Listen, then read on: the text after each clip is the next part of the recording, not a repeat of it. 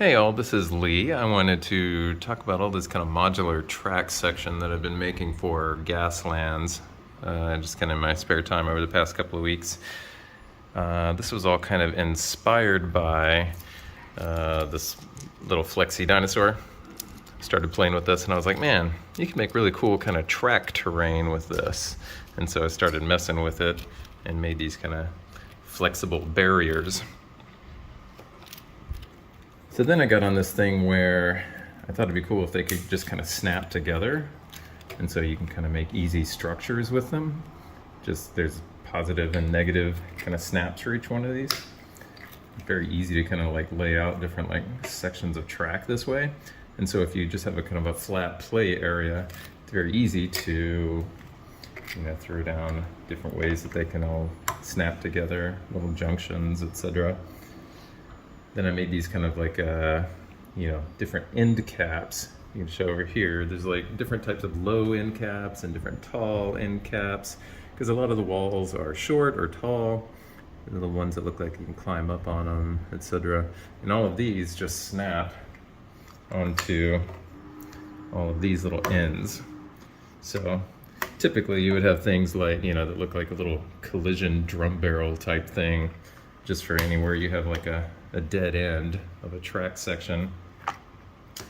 Or you can do fun things like, I made these are kind of like Y split pieces. And so the Y pieces, you can do things like snap them on there. And I'm gonna grab like a 12 link chain and snap it here, and you could make like a, like a big double end, or you could make something to split into like a regular Y, etc. It's really easy to figure out ways that you would have things branch or spiral off people. So yeah, you can kind of split flexible stuff, you can branch off solid walls. And almost every piece that I made, I also made kind of tall versions of it. And so like this little Y splitter, I made a tall version so that you could basically take anything you can make in a short version that is, about car height. You can also make with a tall version,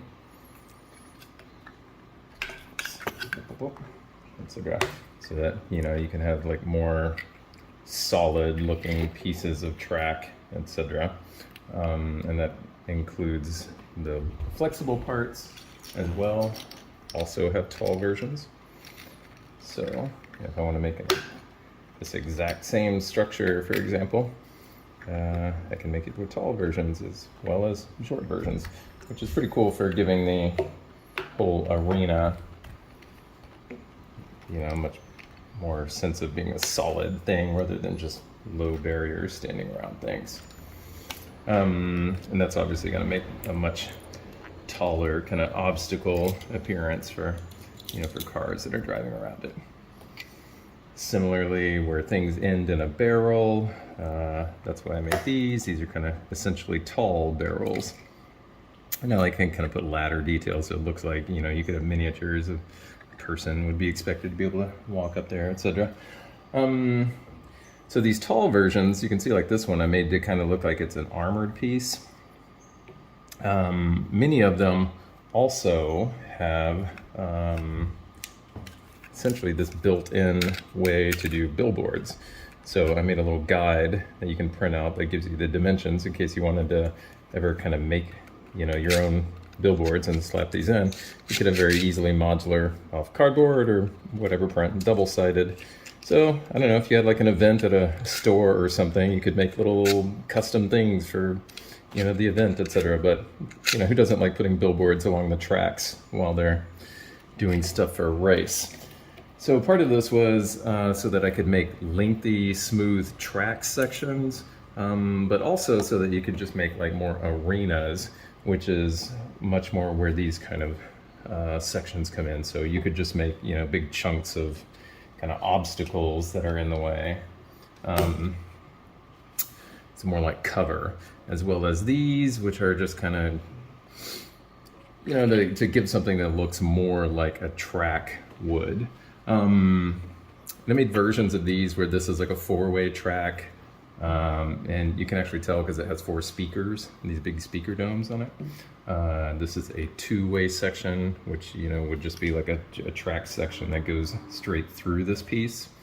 So for example, boink, like this. And so sometimes you might come up with a situation like this where you've got 2 different types of connectors. So I made little adapters. These are just 1-link adapters in case you ever encountered that situation. And voila. So these basically just make the track look much more like a track, etc. So they don't really provide that much of a use other than just kind of how cool they look. I imagine you could paint them, do all kinds of cool stuff. Even cooler if you've got kind of these billboards kind of in between them, etc. And naturally that leads us as well to the gate. Of course, you're not going to have a Gaslands track without the gate piece. Naturally, this is a really large piece, so it would be very difficult. Not everybody's got a printer capable of handling this. So I went ahead and made this a modular piece where this kind of like the bottom snaps in here and the tops snap in here. And so you basically, if you can print one of these gates, and then these single kind of speaker columns, then you can print one of these gates as well. And they just kind of slot in together, so very simple. I made very long pieces like this, or for people who have longer printers or can do them diagonally on your build plate. Everything here is printed on FDM, but if you had resin, you should be able to print it. Nothing here needs supports. It's all kind of automatically supported the way it's built. If you printed this off a resin printer, I don't know, you might go through a whole lot of resin, so I don't necessarily think anyone's really going to be doing that, even though they do make some pretty large resin printers. But same thing true with this one. These are the billboard ones. All the billboard ones have the little slots on the side where you can like put stuff in. I guess if you wanted to get super fancy and you were one of those maker people who have like video screens, you could very easily put video screens in some of these. But I do not have that skill set with me to go all into electronics. But here, I'll make a couple of track sections and show that to you.